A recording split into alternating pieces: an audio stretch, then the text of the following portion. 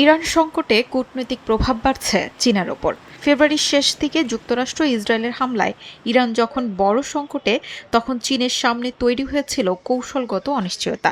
Beijing আশঙ্কা করেছিল ভেনেজুয়েলার মতো আরেকটি মিত্র সরকার হয়তো পতনের মুখে। তবে কয়েক মাসের যুদ্ধ ও আলোচনার পর টিকে গেছে মাসুদ পেজেশকিয়ান সরকার। আর যুক্তরাষ্ট্র ইরান সংঘাত এখন ওয়াশিংটনের শক্তির সীমাবদ্ধতার উদাহরণ হিসেবে আলোচিত হচ্ছে। বর্তমান প্রেক্ষাপটে চীন নিজেকে মধ্যপ্রাচ্যের শান্তির পক্ষে থাকা শক্তি হিসেবে তুলে ধরছে। একের পর এক বিদেশি নেতাকে আতিথ্য দেয়া এবং ইরান যুক্তরাষ্ট্র সমঝোতাকে স্বাগত জানানোর মাধ্যমে বেইজিং তার কূটনৈতিক অবস্থান আরও শক্ত করেছে। এমনকি চীনের ভূমিকার প্রশংসা করেছেন মার্কিন প্রেসিডেন্ট ডোনাল্ড ট্রাম্পও।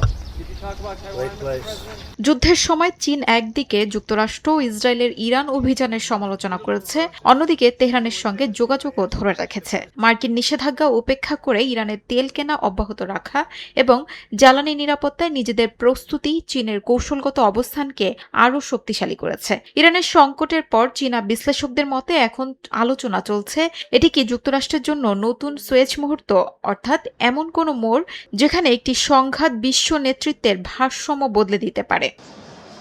বিশ্লেষকদের মতে এই সংঘাত চীনের জন্য বড় কূটনৈতিক সুযোগ তৈরি করেছে।